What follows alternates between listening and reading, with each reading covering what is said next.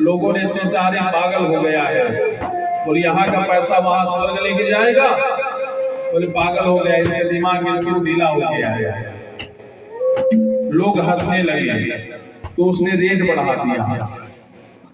यदि जो हमें पैसा ट्रांसफर करने का विधि बताएगा तो 5 लाख रुपए दूंगा।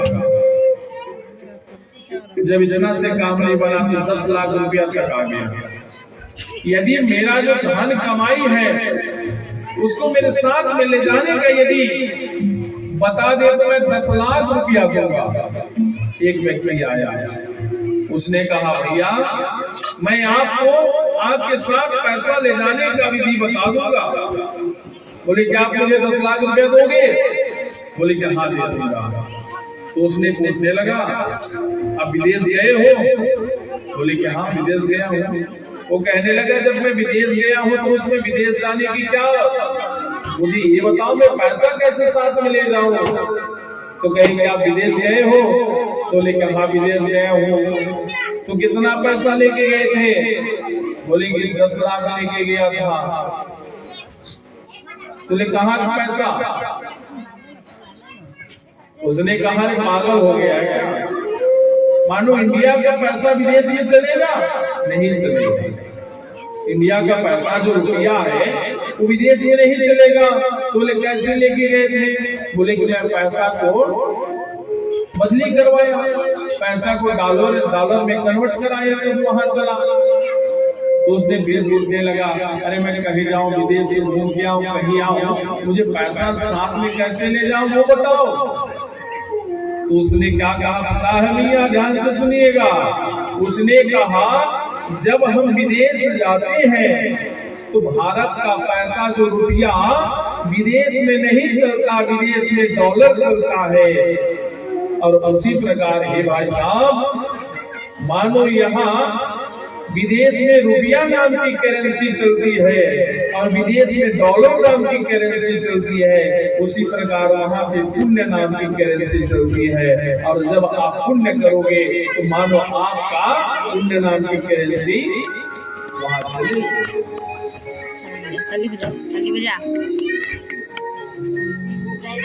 तो मानो इसी प्रकार मानो पुण्य करना चाहिए, नहीं तो 5 तत्व शरीर है सब विलीन हो जाता है। और ये आत्मदेव शर्मा दुखी हो रहे हैं। पहले भी मरने गए थे कि ऐसा बेटा क्यों नहीं है, आज भी मरने गए हैं बेटा क्यों है। समझाने लगे और कहने लगे कि पिताजी मानो ये सब माया जंजाल को छोड़ो और सत्संग का लाभ उठाते हुए आप जाओ। आत्मदेव शर्मा चले गए जंगल की ओर और जंगल में जाकर के भगवान की भक्ति करने लगे। और भक्ति करते करते आत्मदेव शर्मा सत्संगी हो गए। लेकिन इधर धुंधकारी इतना दुष्ट हो गया, इतना दुष्ट हो गया कि मानो धुंधकारी अपनी मां को बार बार परेशान करता और मदिरा के नशे में आता और कहता कुमार पिताजी वहां पे इतना पैसा रखे हैं, बोले उसे तो मैं जाके शराब का सेवन करूंगा, जुआ खेलूंगा। और जो बोए रहते हैं उसे तो काटना होता है, जो बोलते हैं उसी। ये बीज कौन बोए? बीज धुंधली ही ना बोई तो जो बोएगा वही पाएगा। बोले भगवान की जो बोते हैं उसी को लूना पड़ता है, उसी को काटना पड़ता है। जैसी करनी वैसा भरनी। तो धुंधकारी अपनी मां से बार बार कहने लगे कि मुझे पैसा दो, पैसा दो, मुझे जाके पार्टी करना है। अब धुंधली इतना दुखी हो गई, इतना दुखी हो गई। और आए दिन जब पैसा की मांग करे, पैसा की मांग करे, तो धुंधली बेचारी कहाँ से पैसा दे।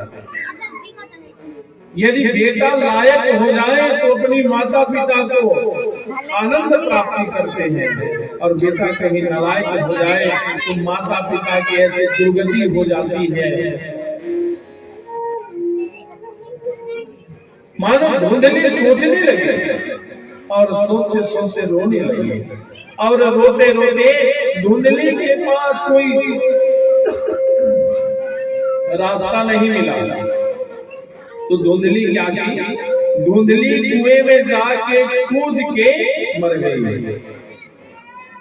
और धुंधली तो मर गई, और गोकर्ण जी महाराज विचार किए कि अब मुझे यहाँ से तो जाना चाहिए। गोकर्ण जी महाराज चले गए सत्संग करने के लिए। धुंधकारी आजाद हो गया। आजाद होने के बाद धुंधकारी इतना ऐसा कुसंगति किया कि बाजार में जा करके वैश्याओं को खरीद करके ले आया और उनके साथ रहने लगा। वैश्या के साथ रहते रहते आए दिन धुंधकारी चोरी करता, चोरी करके आता और वैश्याओं को धन दे देता। तो कई वैश्या उसने विचार किए, ये तो आए दिन चोरी करता है, बोले एक न एक दिन पकड़ा जाएगा। तो जब एक न एक दिन पकड़ा जाएगा तो इसके साथ साथ हमें भी जेल की हवा खाना पड़ेगा। तो बोले क्या करें? बोले कि एक रास्ता है। बोले कौन सी रास्ता? बोले इसे मार डालते हैं। नींद लगा।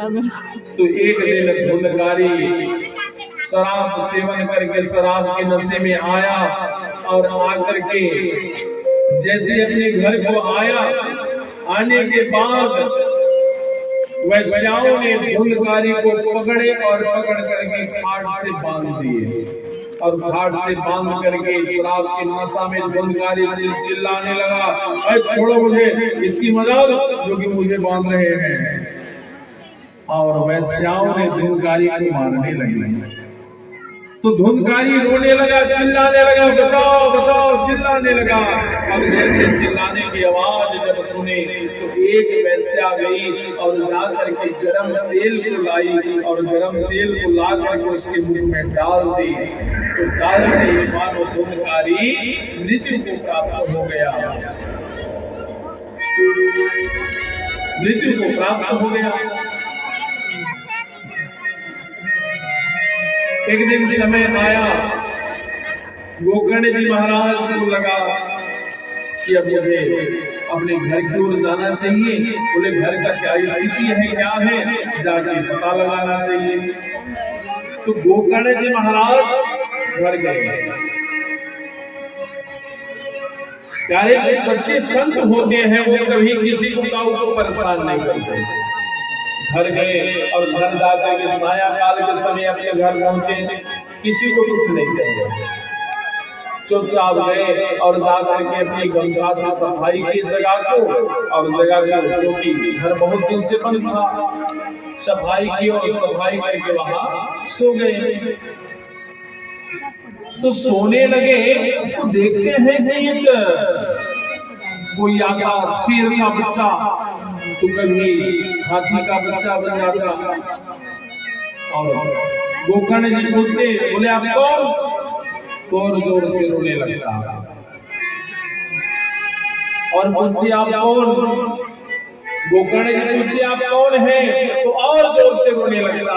तो गोकर्ण जी महाराज अपने कमंडल से जल निकाले, और जल निकाल करके उसको बोलने की शक्ति प्रदान किए।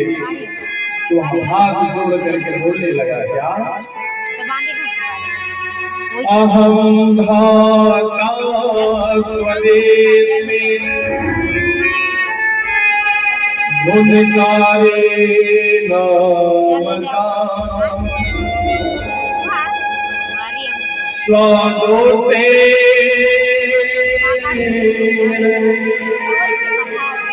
गमनत्वा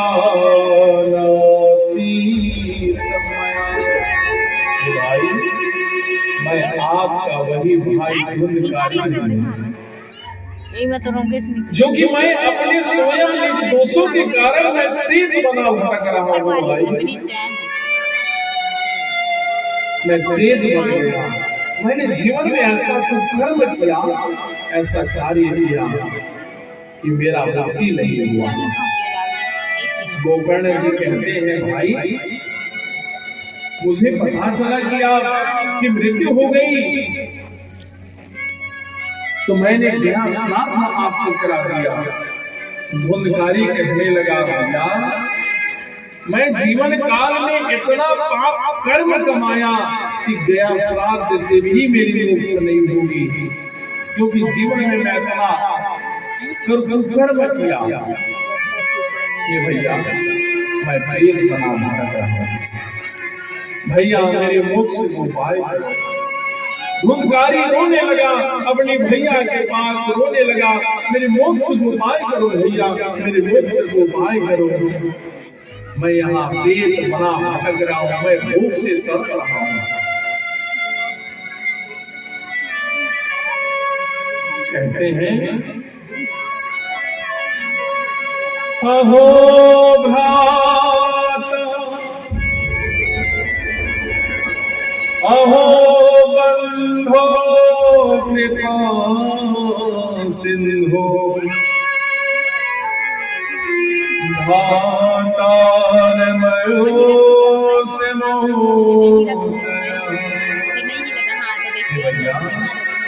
आप मेरे भाई जितना होगा सब रिकॉर्ड हो जाएगा 20 मिनट। मैं आपका छोटा भाई अनुज हूँ, मेरे मोक्ष को उपाय करो। नहीं उसी में रहना था पूरा उसी में, क्योंकि मैं यहाँ बहुत दुखी हूँ।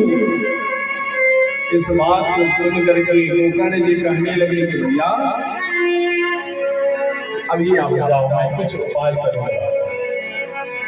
जब उपाय करूंगा करके कहे धुंधकारी वहां से चला गया, और धुंधकारी जैसे गया वहां से, जाने के बाद प्रातः काल के समय गोकर्ण जी महाराज सूर्यदेव भगवान नारायण के पास गए और हाथ जोड़ करके कहने लगे तुभ्यं नमो जगत साक्षी बहुमे मुक्ति हेतुकम्। हे जगत के साक्षी सूर्यदेव नारायण, मेरा भाई अपने दोषों के कारण प्रेत बना भटक रहा है। हे नारायण, मेरे भाई को प्रेत मुक्त के लिए आप उपाय बताएं। आकाशवाणी हुई श्रीमद्भागवतम मुक्ति सत्ताम वाचनम कुरु। आकाशवाणी हुई हे गोकर्ण जी, आप अपने भाई को श्रीमद् भागवत 17 दिवस की कथा श्रवण कराओ, आपका भाई मोक्ष हो जाएगा। और श्रीमद् भागवत की कथा कैसे श्रवण कराना चाहिए? अच्छे से किसी ब्राह्मण वक्ता का चयन करें। आजकल तो नाना प्रकार के, देखो यदि आपको ज्ञान लेना है तो आप कोई भी समाज के वो ज्ञान ले सकते हैं, लेकिन कथा तो केवल ब्राह्मण ही कह सकता है। तो किसी ब्राह्मण वक्ता का चयन करें, और ब्राह्मण वक्ता का चयन करें, चयन करके ब्राह्मण वक्ता को संकल्प दे, और संकल्प दे करके बुलाएं, और बुला करके श्रीमद् भागवत की आयोजित करें। और आयोजित हुआ उसी प्रकार गोकर्ण जी ने भी श्रीमद् भागवत कथा आयोजित की, और आयोजित हुआ। आयोजित होने के बाद जब प्रथम दिवस जय जय श्री राधे श्याम, वैसे आप लोग चिंता मत करो, जितना मोबाइल में जब रिकॉर्ड कर रहे हैं ना आप लोग, आप हमारे यूट्यूब चैनल ये जो कथा चल रही है लाइव चल रही है, यदि हमसे नहीं जुड़े हैं आप लोग तो जुड़ सकते हैं। मानो मेरा यूट्यूब चैनल है पप्पू महाराज जी। वैसे मेरा नाम तो विक्रम प्रसाद दुबे है कि लोग मुझे पप्पू महाराज के ही नाम से जानते हैं, इसलिए मैंने अपना चैनल का भी नाम रख दिया पप्पू महाराज जी। आप यूट्यूब में जाके सर्च करेंगे पप्पू महाराज जी, और ये आप जो बैठ के कथा श्रवण कर रहे हैं हिल के इधर उधर सब वो आ रहा है, उससे आप उस हमसे जुड़ सकते हैं और चैनल सब्सक्राइब कर लें तो मानो आप उसमें भी कथा श्रवण कर सकते हैं। आपको यूट्यूब चैनल पे मिल जाएगा, पहले आप आनंद से कथा श्रवण करेंगे। बोलो भगवान भगवान की जय जय श्री राम।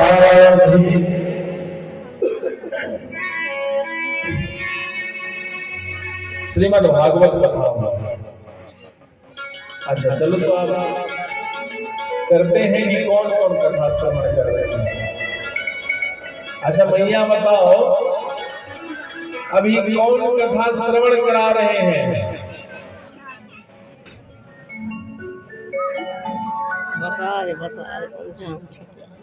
कौन कथा श्रवण करा रहे हैं? अभी आप लोग कथा सुन रहे हो?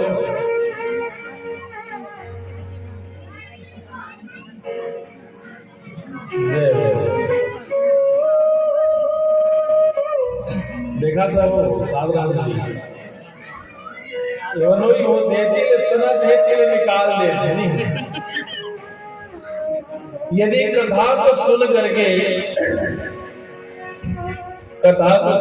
यदि उसे ग्रहण करके तब आनंद आएगा। मैं कहता हूं एक बाजार में स्वर्णकार जाकर के दो मूर्ति बनाया और मूर्ति बना करके जाकर के बेचने लगा। तो उसने शर्त रखा, गला मौसम ही चल रहा है, हर हर महादेव।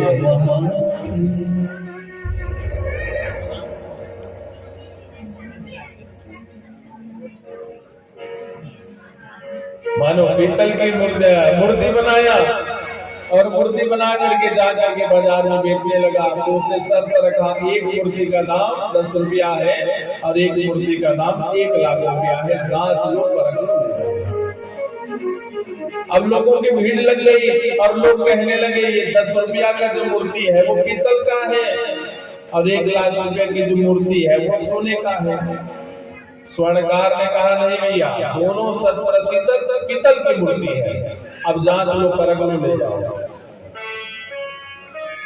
तो कौन जांचे कौन परखे? तो वहां एक संत गुजर रहे थे, तो संत ने देखा भीड़ को और संत आए। संत ने क्या किया, एक सुतली धागा लिया। सुतली जानते हैं? सुतली धागा लिया और धागा लेकर के एक कान के छिद्र में डाला, इधर बोले इधर निकल गया, बोले 10 रुपया। और दूसरे कान के छिद्र में डाला, वहां अंदर जाके फंस गया, बोले 1 लाख रुपया की है। तो आप कौन सी मूर्ति बन के कथा श्रवण करोगे? 10 रुपया वाली? 10 रुपये की 1 लाख वाली? अच्छा कुछ तो बोलो, 1 लाख रुपया वाली? हाँ, तो 1 लाख रुपये वाली कथा मूर्ति बन के श्रवण करो। नहीं तो इधर से सुनोगे इधर निकाल दोगे। लेकिन ये बड़ा अटपटा चीज है, ये कान बड़ा गलत बात को जल्दी सुन लेते हैं। और यदि कोई किसी को कहे गुप्ता जी और कोई किसी कहे डांटने लगे उसको, तो कहने लगे इधर से सुनेगा और दिमाग उसमें लहसुन मिर्चा सब डाल देगा और बताएगा सुनत दसगा वो तला भेटा कुत्ती कुत्ती मार दहा। ऐसे होता है। एक हाथ खीरा के 9 हाथ बीजा, कैसे हो राजा? एक हाथ गिरा के 9 हाथ गिर जा। लेकिन यदि ऐसे को सुन के ध्यान रखोगे और किसी का यदि गलत का साथ दोगे तो आप भी नरक में जाओगे। तो इसलिए सुन करके ग्रहण करो। जय जय राधे। सुंदर व्यास मंच बनाया गया और गोकर्ण जी महाराज व्यास मंच पर बैठे और कथा श्रवण कराए। कथा श्रवण कराने के बाद वहां पे टेंट लगा था बांस का। तो एक दिवस जब कथा हुई तो एक ग्रंथि चटक गई। जैसे यहाँ पे 7 ओर की बांस है। एक दिवस की जब कथा विश्राम हुई तो एक ग्रंथि चटक गई। दूसरा दिवस में दूसरा, तीसरा में तीसरा। इसी प्रकार जब 7वें दिवस जब विश्राम हुई तो 7 ग्रंथि चटक गई और चटकने के बाद एक सुंदर दिव्य रूप देह वाला प्रकट हो गया। दिव्य रूप धरो जागृत सिद्धार्थमंडितः। सुंदर दिव्य रूप धारण करके एक सुंदर पुरुष प्रकट हो गए और प्रकट होकर के हाथ जोड़ करके कहने लगा, क्या धन्य भागवती वार्ता एक सतनवापी तथा धन्य कृष्णलोक फल।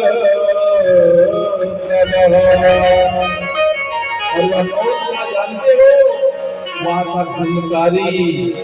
धुंधकारी तो प्रेत था और प्रेत क्या है? हवा है। हवा रूप में धुंधकारी बांस में बैठ करके कथा श्रवण कर रहा था।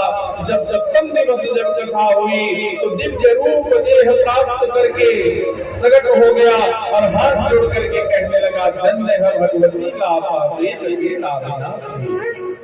जैसे मुझ जैसे प्रेत को भी मोक्ष गति प्रदान कर दी। और मैंने 7वें दिवस की कथा श्रवण की और मुझे कृष्ण लोक की प्राप्ति हो गई। और भगवत कृपा से हमारे स्वर्गीय राजू राठिया जी को भी मानो यह कथा उनकी स्मृति में हो रही है और भगवत कृपा से मानो कृष्ण लोक की प्राप्ति हो।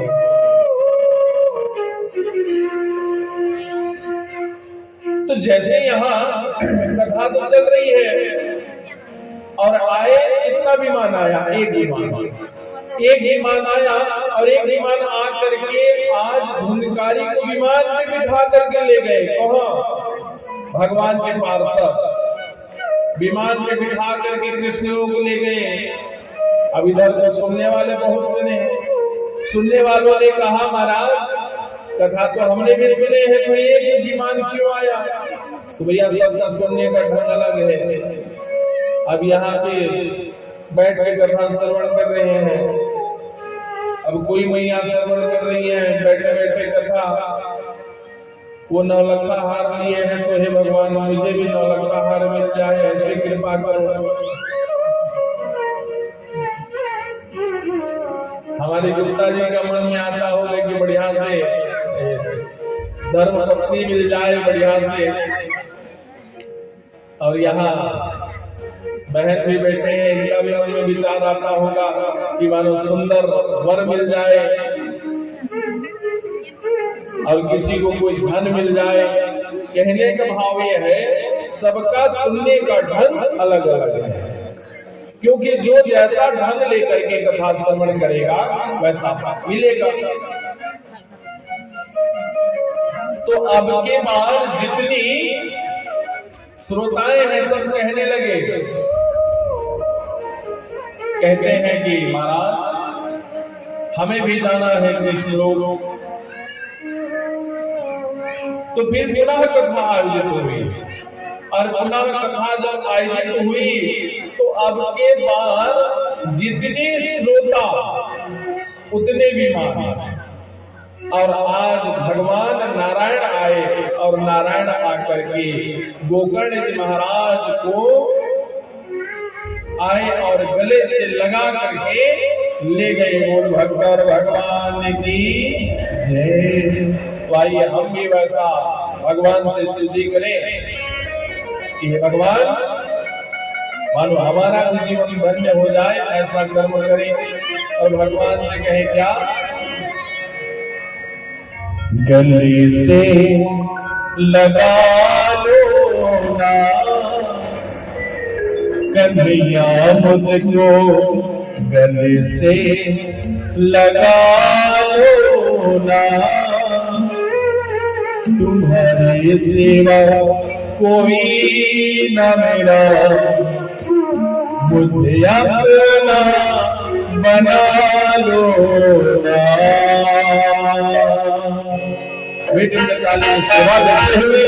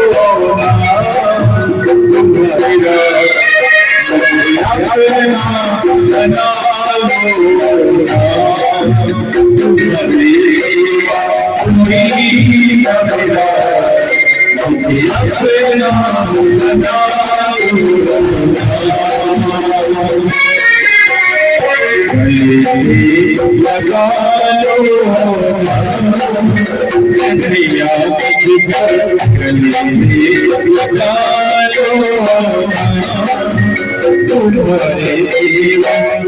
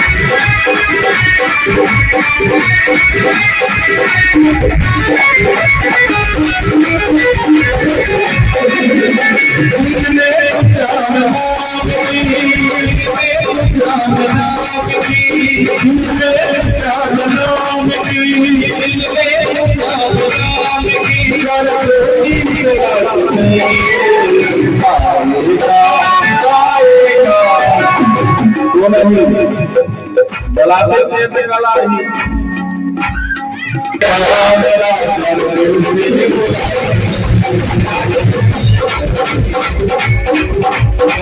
कोई वाला कोई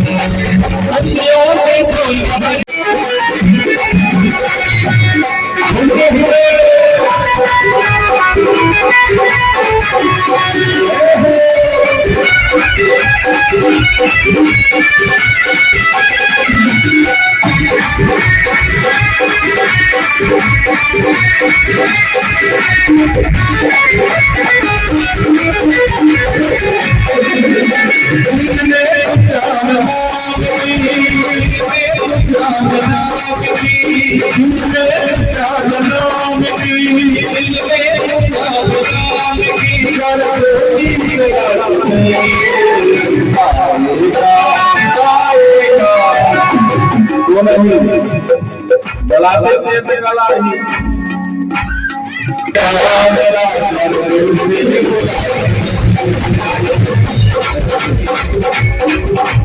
ही कोई माला कोई